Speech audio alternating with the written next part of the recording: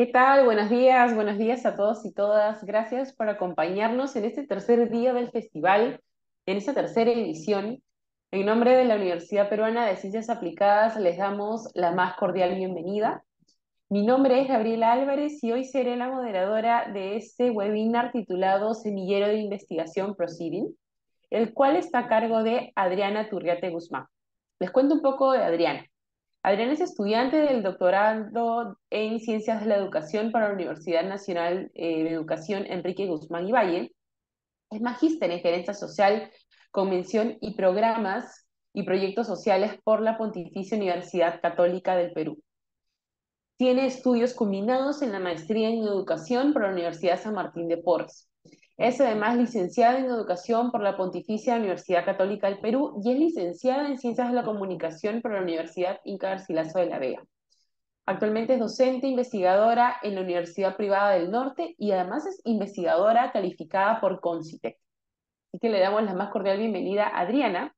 Y antes de iniciar el webinar, indicarles que pueden dejarnos sus preguntas en el chat o también la opción de preguntas y respuestas que tienen en Zoom en la parte inferior o el Q&A para luego alcanzarle a Adriana en la última parte de la sesión las preguntas que tengan.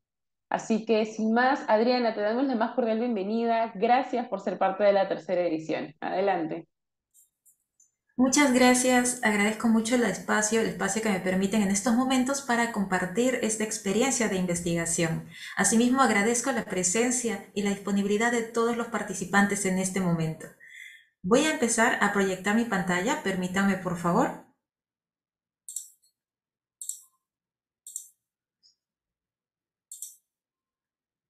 Y bien, vamos a empezar a describir cómo fue la actividad Semillero de Investigación Proceeding. De hecho, nace como una estrategia de retroalimentación para los estudiantes del curso de Tesis 1 y Tesis 2 en la Universidad Privada del Norte.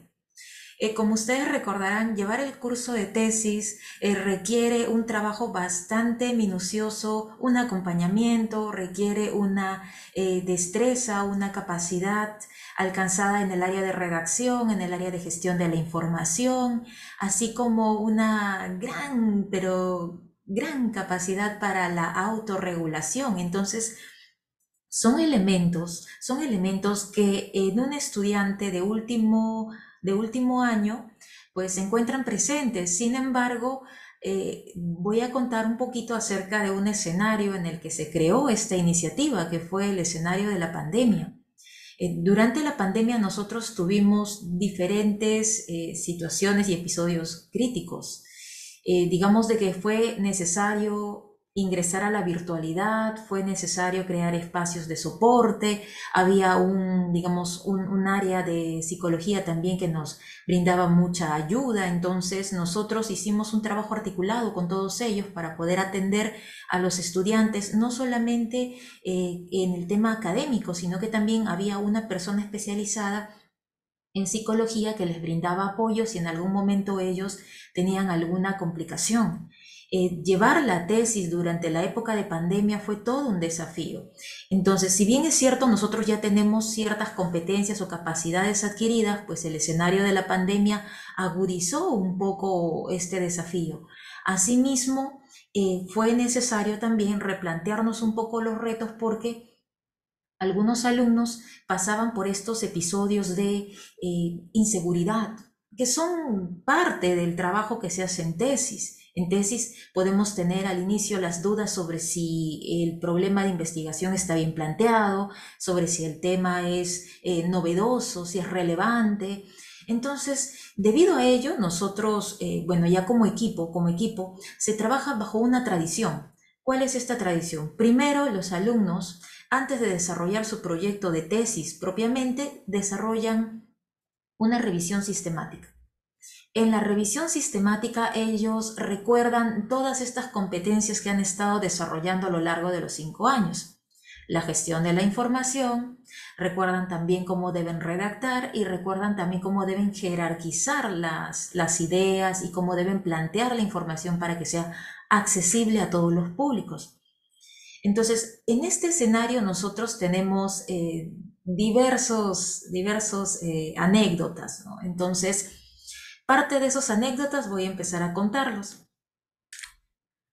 Y empezaré por aquí. La fotografía que ustedes ven en estos momentos pertenece al Congreso ICESE 2022, donde participaron 5 proyectos de la Universidad Privada del Norte. De hecho, son 7 los que enviamos al Congreso, de los cuales 5 de ellos pasaron. ¿Qué significa eso? Que los estudiantes fueron invitados a través de una carta de aceptación para realizar su ponencia ante un escenario, digamos, con colegas de otros países y además recibieron la invitación para publicar su texto dentro de un compendio de la IEEE, que es la sección que es la representante en ingeniería. Ahora, ¿cómo se logra todo esto? ¿Cómo llegamos de esta experiencia de retroalimentación, del curso de tesis, de pronto terminar en un congreso de China en diciembre haciendo las ponencias sobre investigación? Bien, les decía de que habíamos asumido varios retos durante la pandemia y que teníamos ya un equipo de soporte, de apoyo emocional. Teníamos aparte también el apoyo por parte del área académica, el área de investigación, con todas las guías, capacitaciones que nos habían entregado. Entonces decidimos, al término de 2021-2, decidimos tomar todos los proyectos que se habían preparado en el curso y conversar con los estudiantes, especialmente con aquellos que desearan enfrentar este escenario de incertidumbre, porque nosotros estábamos empezando en nuestra primera experiencia como comunicadores a incursionar dentro del mundo de los congresos científicos, teniendo en cuenta que los congresos son más cercanos al área de ingeniería, al área de negocios, al área de ciencias de la salud. Entonces, nosotros empezábamos a conocer este mundo. Planteamos la idea a los estudiantes con la finalidad de desafiarlos un poco, de que ellos pudieran experimentar este proceso, ¿no? Esta experiencia de participar en un congreso. Al inicio, en el año 2021-2, en el semestre 2021-2, se anotaron 30 estudiantes. No obstante, a medida que fuimos avanzando, algunos de ellos desistieron. ¿Por qué razón? Porque era buscar congresos y nosotros teníamos, si bien es cierto, teníamos ya una meta que era llegar a alguno de ellos, todavía no sabíamos lo que íbamos a enfrentar con los congresos, no sabíamos con exactitud cómo elegir un congreso, seré más exacta, no sabíamos cómo elegir el congreso. Entonces, estábamos experimentando. Empezamos a buscar en equipo, ¿sí? Con los 30 estudiantes empezamos a buscar en equipo y empezaron a encontrar directamente en la página web de la IEEE, en las conferencias, empezaron a encontrar varias opciones, pero pocas de ellas nos abrían la posibilidad de incluir tecnologías de la comunicación. Entonces empezó todo un trabajo de filtrado y limpieza y ordenamiento, porque teníamos que revisar qué congreso caducaba en el mes de noviembre, qué congreso caducaba en diciembre, qué congreso nos daba la oportunidad para publicar en el 2023. Empezamos a revisar todo ello. Después empezamos a enviar y recibimos nuestras primeras aceptaciones. De hecho, fue ICESE el primero que nos dijo sí. Fue el primero que los 3 papers que se enviaron a ICESE, que fueron sobre plataformas streaming, sobre uso de las redes sociales como Instagram, por ejemplo, y sobre los factores que motivaban a las personas a consumir, una vez más, las plataformas streaming, recibieron aceptación. Y ni bien ingresaron estos 3 documentos, que obviamente llegaron con varias observaciones, los demás alumnos también se emocionaron y empezaron a poner mayor esfuerzo. Sin embargo, teníamos artículos que eran relacionados a tecnologías, en audiovisuales, en publicidad, pero también teníamos artículos de corte social. Entonces, enviábamos a los congresos y algunas veces recibíamos respuestas del tipo, pero ¿cómo se podría adaptar al ámbito de la tecnología? o recibíamos respuestas del tipo, consideramos que este artículo estaría mejor en una revista de corte, y nos ponían ejemplos. Algo que sí voy a rescatar mucho de los congresos científicos a los que postulamos fue que varios de ellos nos dieron recomendaciones, retroalimentación de manera muy, pero muy asertiva, incluso nos daban los enlaces para que pudiéramos participar en otras actividades. Entonces, cuando recibimos los no, de hecho los no empezaron a llegar justo después de estos 3 primeros que habían ingresado. Empezaron a llegar los no. Algunos alumnitos se sintieron, digamos, un poquito abrumados. Felizmente tuvimos el apoyo del profesor Edgar León y él, cada vez que había alguna situación difícil de manejar, él tenía siempre palabras para poder apoyarlos a ellos. Él precisamente es el responsable, ¿no?, de la coordinación en humanidades y nos ayudó mucho como psicólogo.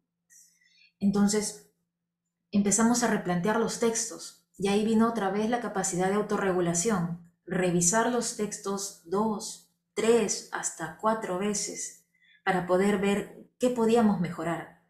De hecho, los congresos, porque participamos en congresos de la India, de China, en Perú, enviamos a congresos también en España, enviamos en Japón. Los congresos nos enviaban retroalimentación y encontrábamos ajustes que realizar a veces en metodología. Aprendíamos, por ejemplo, que hay algunas revisiones sistemáticas que se pueden construir con 10, con 18, con 20, con 100, dependiendo del nivel dependiendo de la pregunta o incluso el nivel de profundidad que quiera uno realizar en su estudio. Aprendimos también mucho sobre cómo debíamos ajustar nuestra redacción. Era una práctica que nos abría al mundo, que nos permitía conocer cómo es que en otros países se trabajan este tipo de análisis documentales, cómo es que nosotros podíamos hacer más agradable la revisión sistemática, con qué gráficos, con qué tablas. Entonces, al inicio, como les digo, fue bastante difícil, debo reconocerlo, fue bastante difícil. Sin embargo, no perdimos el ánimo. Ante cada respuesta negativa, de hecho, teníamos un filtro. En las respuestas negativas o las retroalimentaciones que llegaban, las canalizaba yo en primer lugar. Entonces, yo revisaba si es que algunos comentarios tal vez eran un poquito estrictos, y sí hemos recibido comentarios estrictos. Trataba de explicarlo de la mejor forma porque, reitero, todo esto partió de una experiencia de retroalimentación. Entonces, como parte de un curso, y en un curso nosotros no estamos siendo evaluados por pares internacionales, no estamos siendo evaluados para hacer una publicación científica, somos evaluados en base a una rúbrica, somos evaluados con la finalidad de alcanzar una capacidad, una competencia. Entonces, este era otro tipo de reto. Ahora, se filtraba la información y se le entregaba a los estudiantes, de tal manera que ellos pudieran comprender, analizar y sobre todo plantear soluciones, porque una de las finalidades del curso de tesis es precisamente que el alumno se empodere y sea capaz de autogestionar su investigación académica. Ahora, de los 30 estudiantes, 25 al cierre del año decidieron continuar. De estos 25, seguiré avanzando por aquí, de ellos se constituyó el equipo. En este equipo tuvimos algunos elementos. Ni bien ya contamos con las evidencias y pudimos mapear cómo era el mundo de los congresos científicos, decidimos empezar a documentar la experiencia. Incluso revisamos qué materiales habíamos utilizado, qué materiales fueron útiles, qué materiales a lo mejor generaron un exceso de esfuerzo o hicieron, digamos, complicada la actividad. Elegimos la estrategia de redacción y sobre todo nos concentramos en ver cuál era la base más citada o más demandada por los congresos. De tal manera que entre los recursos que seleccionamos para continuar con la experiencia, nos quedamos con los portafolios de Teams. Porque los portafolios de Teams funcionaban a manera de demostrar cuál era el logro alcanzado cada día. Entonces los estudiantes revisaban una base y llenaban los textos que encontraban dentro del portafolio, guardaban ahí los textos. O colocaban, por ejemplo, los enlaces de algunas otras publicaciones que iban encontrando en el camino dentro del portafolio. Si tenían una versión preliminar, se iba al portafolio. Y si iban mejorando, pues todas esas versiones nuevas se incluían ahí. Si se encontraban libros, subían al mismo espacio. Entonces, teníamos un pequeño recurso educativo, digámoslo de esta manera, donde se iba documentando nuestro trabajo. Luego decidimos crear videoasesorías grupales e individuales a través de Teams o Zoom. Y eran sesiones adicionales a las que ya el curso había fijado. De hecho, nuestro curso tiene un calendario, digamos, bastante bien planteado, minucioso, sobre las asesorías y sobre el tipo de retroalimentación que se entrega a los estudiantes. Entonces, para poder fortalecer un poco estos espacios, se recurrió a la revisión bibliográfica y encontramos 8 documentos en el año 2021, 8 documentos que hablaban acerca de la retroalimentación, pero en estudiantes de maestría y doctorado, documentos que estaban ingresados en la base Scopus. Entonces vimos que habían 3 tipos de retroalimentación que se podían aplicar. Retroalimentaciones precisas, es decir, marcando cuáles eran los puntos donde el estudiante se había digamos, dispersado al momento de dar la información o donde no había completado no había terminado de cerrar la idea o donde no había completado alguna referencia o cita. Muy preciso. Había otro tipo más de retroalimentación donde uno podía agregar comentarios más extensos, donde el mismo incluso asesor o asesora podía agregar su aporte. Y había otro más que era una retroalimentación del tipo corrección de estilo, que también es bastante útil. Entonces, agregamos esos 3 tipos de retroalimentación. Obviamente después de haber hecho esta revisión de la literatura. Las videoasesorías, al ser un espacio adicional, se pusieron en algunas oportunidades en fines de semana, a veces calzaban con feriados, a veces eran asesorías que podíamos empezar a una hora, digamos hora, porque estamos hablando de alumnos de último año que están practicando, que están realizando teletrabajo. Recuerden que esto se presentó durante el escenario de la pandemia. Entonces había asesorías en las cuales nos quedábamos hasta la 1 o a veces 2 de la mañana. Eran situaciones atípicas, pero que formaba parte de este grupo de trabajo en particular. Y de hecho, eso hizo que también muchos se sintieran un poco más cómodos al momento de hablar, ¿no? Ya decían con exactitud cuáles eran las dudas que tenían para armar los manuscritos y cuáles eran pues las recomendaciones que habían recibido por parte de los revisores internacionales. Entonces podíamos trabajar de manera más precisa la retroalimentación. Luego planteamos, con la finalidad de que pudiéramos estandarizar la actividad que estábamos trabajando, un modelo de redacción. Y de hecho, en la universidad, en todo el grupo, tanto Privada del Norte como UPC, existen ya tradiciones en redacción. Entonces lo que hicimos fue traer esa tradición que se trabaja en los primeros ciclos y revisarla una vez más en los últimos ciclos. Entonces se realizaron repasos de cómo se trabajan las estrategias de redacción, cómo se jerarquizan las ideas, cómo se categorizan las ideas, cómo podíamos hacer más accesible la lectura, cómo hacer incluso una secuencia con información que tenga una idea principal, la idea secundaria bien marcada y las ideas terciarias con ejemplos claros. Hicimos todo eso, toda una secuencia para el texto. Y claro, también evaluamos las bibliotecas. En este caso revisamos tanto a EBSCO como a Cielo y a Redalic. De hecho, fueron las primeras que visitamos, hasta que encontramos que Scopus tenía mayor ventaja en los congresos. Una vez que descubrimos esto, de hecho, Scopus es nuestra fuente número 1 y utilizamos Scopus, EBSCO, Cielo y Redalic en la actualidad.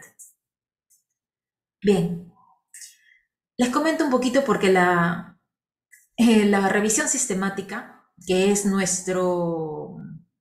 primer paso al mundo de la tesis es, en pocas palabras, la revisión de diferentes documentos que se han encontrado hasta a través de una metodología. Estos documentos seleccionados responden a criterios. Quiere decir de que no es ingresar a un buscador y sacar toda la información que se encuentre sobre la palabra clave. No, es diseñar una ruta para que este resultado de textos o esta cantidad de papers que se encuentren pueda encontrarlos todo aquel que lea el artículo. La revisión sistemática canaliza, integra la información de los textos, pero estos textos deben ser encontrados a través de un método especial, un método que el autor debe diseñar incluyendo criterios de inclusión y criterios de exclusión. Entonces, ¿cuál fue el método que a nosotros nos ayudó o cuál fue el protocolo que a nosotros nos ayudó, por ejemplo, para diseñar esta ruta y encontrar los papers necesarios para construir finalmente la revisión sistemática? Fue la metodología PRISMA. Sí. PRISMA es un protocolo de trabajo que se utiliza en las ciencias de la salud y en la ingeniería. De hecho, PRISMA tiene alrededor de 27 criterios. Se actualizó en 2015 y en 2020. PRISMA es uno de los protocolos que se utiliza a nivel mundial para trabajar revisiones sistemáticas, pero ojo, no es el único protocolo. Entonces, para trabajar la revisión sistemática de la literatura del equipo de 25 personas en la universidad, utilizamos el protocolo PRISMA. Y sí, al inicio para nosotros repasar cada uno de los indicadores fue también otro desafío más, pero felizmente con la práctica pudimos interiorizar cada uno de los requisitos que solicitaba el protocolo. De hecho, en todas las revisiones sistemáticas que se han publicado, porque reitero, las publicaciones de las que estamos conversando o estoy comentándoles son revisiones sistemáticas que se han trabajado a base de otros textos, de otros autores. Entonces, con el diagrama Prisma y con el método Prisma, nosotros diseñamos la ruta para que cualquier persona que lea los textos publicados pueda encontrar los textos, disculpen la redundancia, a los que se hace referencia. Les comparto aquí 2 páginas web donde ustedes van a poder encontrar la información a la que hago referencia. De hecho, en el primer enlace van a encontrar los 27 criterios que hay que seguir en Prisma. Y en la segunda van a encontrar metodologías adicionales. Aparte de Prisma, también está la de Cochrane, así que van a encontrar metodologías adicionales si es que desean experimentar con otros tipos de métodos.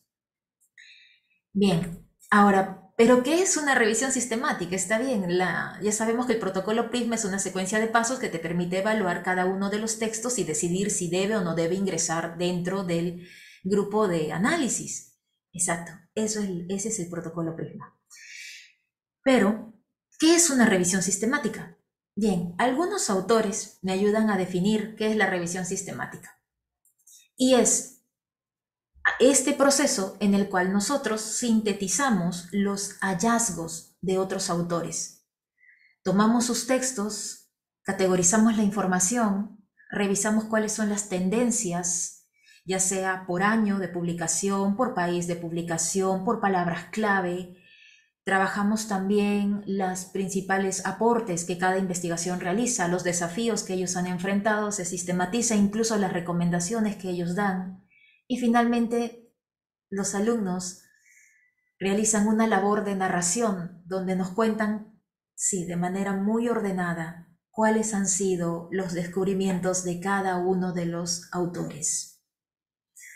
Ahora, ustedes se preguntarán, ¿y para los congresos científicos cuántos textos analizaron utilizando el método PRISMA, utilizando este protocolo, revisando si cumplen o no cumplen con los criterios? ¿Cuántos textos?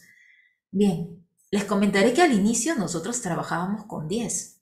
Es decir, Las revisiones sistemáticas se pueden crear con diferentes números de documentos. Sin embargo, nosotros, para poder estandarizar el proceso, dijimos 10. Vamos a ver si 10 es el número que nos podría permitir ingresar. Lo enviamos a uno de los congresos. Y de hecho, el congreso revisó y dijo, muy poco. Me envías entre 13 a 18. Entonces, aumentamos la cantidad. 13 a 18 significaba que nosotros podíamos establecer un margen de búsqueda, pero además teníamos que aumentar las bases teóricas para la revisión sistemática. Entonces, dentro de la introducción explicábamos el problema a detalle, explicábamos cuál era el vacío de información que existía, porque básicamente nosotros estábamos trabajando sobre esta necesidad de cubrir vacíos informativos. Entonces, buscábamos más textos o se le agregaba más textos en la sección discusión para hacer más nutrido ese espacio y poder ver cuál era el cambio entre lo que se publicaba antes de la pandemia versus lo que se estaba publicando en ese momento en el escenario, digamos, en la nueva coyuntura, hasta que empezamos a producir revisiones sistemáticas con 20 a 25 textos. Y estas revisiones sistemáticas eran bastante bien recibidas. De hecho, postulamos a otros congresos y recuerdo, una de las anécdotas fue, pero 25 es muy poquito, deberían tratar con 60 o con 100, o hay otro protocolo que dice que pueden utilizar 300, ¿no? Entonces, eso nos nutría aún más y nos abría otros mundos que de hecho vamos a explorar para la siguiente etapa de investigación, que son las revistas, donde sí hemos visto que las revisiones sistemáticas van de 60 a más. Entonces, en Congreso sí hemos tenido muy buena aceptación con textos entre 20 a 25 y hacia 30 o un poquito más. Nosotros también en las revisiones sistemáticas partimos de una pregunta de investigación, es decir, así se trate de un estudio de naturaleza, digamos, de revisión documental o si se trata de un estudio de exploración de la literatura, aún así tenemos nuestra pregunta de investigación. Y como les dije, va a cubrir vacíos de información. Este material pertenece a una de las capacitaciones que nos brindaron dentro de la universidad. De hecho, nosotros hemos recibido muchas capacitaciones relacionadas a revisión sistemática de la literatura y es lo que nos ayudó precisamente a plantear nuestras preguntas. Trabajamos al inicio con preguntas bastante específicas, ¿no? Como ¿qué se conoce sobre el uso de las plataformas streaming en la población limeña? Empezamos así. Y poco a poco nos fuimos dando cuenta de que había una realidad que aceptar. Entramos primero a buscar, como les dije, en Cielo, en Redalic, incluso en Google Académico. Y nos topábamos con una realidad un tanto difícil. No encontrábamos material. Y se dice que cuando no encuentras material es porque no estás haciendo una búsqueda adecuada. En nuestro caso, cuando empezamos a revisar, nos dimos con digamos, con esta realidad que uno termina enfrentando tarde o temprano. Las publicaciones en humanidades y en ciencias sociales suelen tener un flujo mucho más lento o menor frente a las publicaciones en otras áreas. Y que eso forma parte también de las tradiciones que hemos nosotros seguido, porque anteriormente la forma de difundir el conocimiento era a través de libros o probablemente por ahí formar parte de algún proyecto, ¿no? Que llegara pues a perennizar el trabajo en alguna biblioteca virtual o tal vez como parte de actividades propiamente del mundo de las comunicaciones, ¿no? Crear alguna plataforma multimedia o elaborar, por ejemplo, algún producto transmedia. Y en ese momento dijimos, creo que ya nos hemos dado cuenta de algo. Si nosotros vamos a lo específico, vamos a tener más complicaciones para encontrar información. Vamos a volvernos un poco más estratégicos en esto. Y empezamos a abrir las preguntas. Entonces pasamos a trabajar con preguntas del tipo, ¿qué se conoce sobre plataformas streaming? Y eso sí, ni bien ingresó Scopus, empezamos a utilizar las palabras clave en inglés. Y ya, las publicaciones empezaron a aparecer. E hicimos más fuerte entonces los criterios de inclusión y exclusión, ayudándonos con los filtros, porque el plus que tienen Scopus y EBSCO es que son bases donde los filtros son muy minuciosos. Entonces, ayudándonos con los filtros, empezamos a diseñar las rutas. Y tal como lo pide el protocolo Prisma, empezamos a crear una estrategia que nos permitiera que se replicara esa búsqueda, con la finalidad de que las personas, cuando lean el texto, puedan encontrar los mismos artículos que nosotros encontramos. Y probablemente que encuentren tal vez las actualizaciones, porque de hecho una búsqueda del año 2021 versus una búsqueda del 2023 puede tener diferencias. Pero nosotros garantizábamos que ellos pudieran encontrar los artículos colocando además una lista. Esta es la lista de los textos que estamos utilizando y las razones por las cuales estos textos están formando parte de este análisis.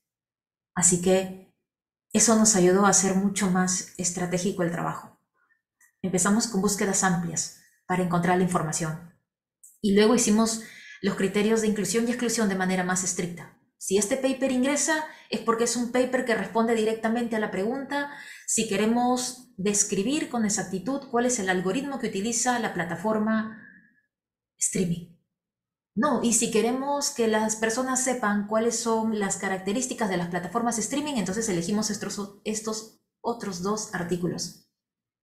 Entonces, fue trabajarlo de esa manera, con preguntas amplias, porque como les digo, cuando hacíamos nuestras búsquedas, y varios de mis estudiantes podrán dar fe de ello, terminábamos agobiados, porque decíamos, ¿qué pasó?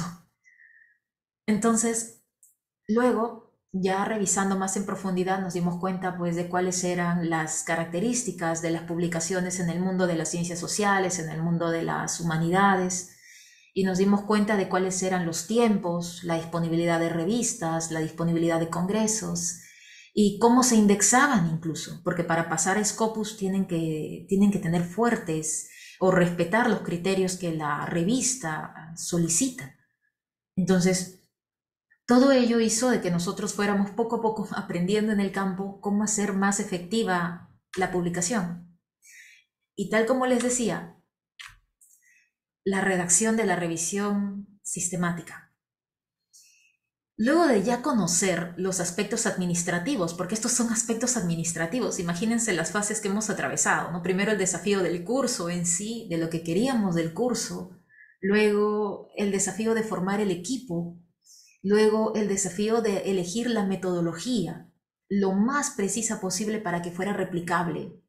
Luego, este mundo administrativo en el que había que conocer los plazos, las inscripciones, incluso hasta las sanciones. Porque sí, de hecho hay sanciones, por ejemplo, si es que uno envía de manera simultánea los congresos, y lo bueno es que los congresos siempre lo ponen en resaltado. Entonces, no es lea la letra pequeña, ¿no? Sino ahí está. Usted envía en simultáneo, hay sanciones. Entonces, después de haber superado todo esto, pasamos a la etapa de redacción. Y en la etapa de redacción propiamente, nosotros teníamos ya una secuencia. Como les dije, habíamos heredado esta estrategia de redacción de los cursos iniciales, una estrategia que se basa en el esquema enumerativo. Así que nosotros empezamos a idear cuál sería la mejor manera de cómo distribuir los datos. Y dijimos, creemos una idea principal y sobre esa idea principal empezamos con las secundarias, las terciarias. Todo fue muy creativo porque los alumnos empezaron a diseñar sus propios organizadores visuales. De hecho, recordábamos mucho de lo que trabajábamos en primer ciclo. Yo he sido también maestra en primer ciclo y he trabajado también en los programas de formación propedéuticos antes de pasar a la universidad, y estas estrategias de organizar la información a través de mapas conceptuales, mapas semánticos, ya era parte de nuestra rutina diaria. Entonces fue regresar todo ello al noveno y al 10º ciclo. Y llegó muy bien, porque en ese momento, en plena pandemia, había una gran cantidad de herramientas que estaban precisamente lanzándose al mercado para que se pudiera gestionar la información. Así que pudimos trabajar tranquilamente con Miro, se pudo trabajar con Padlet, se pudo trabajar con otras herramientas también que permitían visualizar los datos. Algunos por ahí estábamos empezando así tímidamente con PowerPoint y sus esquemas. Otros utilizábamos aplicaciones para Google como Draws.io y, y fue todo un redescubrir la estrategia de cómo organizar la información, ¿no? Ya más utilizando TICs. Y luego vino el proceso de escritura en sí propiamente. Y había, sí, espacios para corregir el estilo. De hecho, hubo un momento en el que recibimos una retroalimentación del tipo, por favor, corrijan, hay varios términos coloquiales en su redacción. Hay que corregir. Términos coloquiales no. ¿Y a qué se referían con términos coloquiales? Es que a veces en el rumbo de las comunicaciones nosotros a veces establecemos ciertas comparaciones y utilizamos términos coloquiales como el fue de lo mejor, ¿no? Y no era apropiado para la redacción. Entonces ellos nos dijeron, no traten en lo posible de no aplicar términos coloquiales, se puede ver interesante, pero no lo hagan. Entonces decidimos empezar a quitarlos y hacer cada vez más objetiva. Entonces ya recurrimos un poco a la mirada de algunos colegas. Ya para esta etapa pedimos apoyo con otros colegas más para que nos ayudaran a ver qué elementos podríamos retirar. Y participaron, por ejemplo, la profesora Dalia Bravo y el profesor Luis Alarcón, quienes nos ayudaron también a revisar qué puntos se podían mejorar en la redacción. Y después de ello volvimos a enviar. Y el trabajo fue tan, tan detallista que llegamos a recibir hacia octubre, llegamos a recibir una retroalimentación del tipo, el trabajo está muy bien redactado. De hecho, no es necesario que cambie nada. Y fue uno de los congresos, fue un congreso de China, que también era muy exigente con sus parámetros de selección. Entonces, habíamos encontrado la técnica de redacción adecuada, ya sabíamos sobre qué, hacia dónde escribir y cómo escribir. Ahí se completó la tarea. Y finalmente ahora les voy a presentar los resultados, sin ánimo de extenderme mucho en el tiempo. Ahora termino. Estos son los resultados. Logramos ingresar 19 papers en toda la gestión del año 2022. De hecho, esta gestión no ha terminado. A la fecha, y voy a ser muy precisa, les muestro a los estudiantes que han logrado presentar sus investigaciones en congresos científicos. Aquí tenemos 12, aquí tenemos 15 más. Y aún hay más jóvenes trabajando. Como cierre, puedo comentarles que los estudiantes, varios de los que están aquí, se han convertido en mentores. ¿Qué significa eso? Que actualmente colaboran con sus compañeros del ciclo noveno y décimo para perpetuar esta iniciativa. Y de hecho, todos ellos cuentan con esta experiencia de principio a fin, desde la selección de los congresos hasta el levantamiento de observaciones y la publicación en los congresos indexados. Una experiencia que yo considero invaluable y que muchos de los méritos que hemos alcanzado como equipo no hubieran sido posible si es que cada uno de ellos no hubiera participado en esta actividad.